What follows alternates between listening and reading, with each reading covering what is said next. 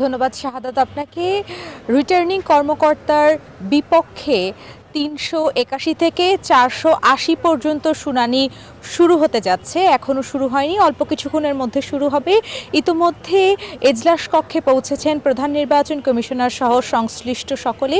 এবং আরেকটি বিষয়ে আমি অবগত করতে চাই, সেটা হচ্ছে যে আজ বেলা 12:30টার দিকে কিন্তু বিএনপির স্থায়ী কমিটির সদস্য সালাউদ্দিন আহমেদের নেতৃত্বে একটি প্রতিনিধি দল বৈঠক করবেন প্রধান নির্বাচন কমিশনার এএমএম নাসির উদ্দিনের সঙ্গে। শুধু তাই নয়, গতকাল থেকে এ পর্যন্ত একটা বিষয় কিন্তু আমরা ব্যতিক্রম দেখেছি যে প্রতিদিন ৭০ জন করে শুনানি হতো প্রার্থীদের, তবে গতকাল ১০০ জনের শুনানি হয়েছে।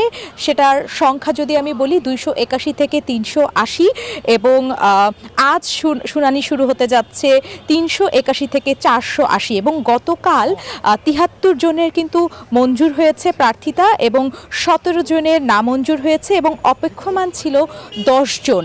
তো এই ছিল নির্বাচন ভবন থেকে আমার কাছে পাওয়া বেশ কিছু তথ্য।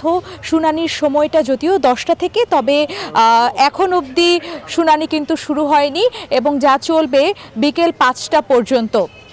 এবং সংশ্লিষ্ট যারা আছেন তারা কিন্তু নির্বাচন ভবনে এসে পৌঁছেছেন। তবে প্রার্থীরা কিন্তু বরাবর একটা অভিযোগ করছেন, তারা গণমাধ্যমকে জানিয়েছেন যে লেভেল প্লেয়িং ফিল্ডটি এখনও তারা স্পষ্ট দেখতে পাচ্ছে না। তো এই ছিল নির্বাচন ভবন থেকে সর্বশেষ তথ্য। Shahadat. Bashundhara public school and college 2026 শিক্ষাবর্ষে ভর্তি চলছে।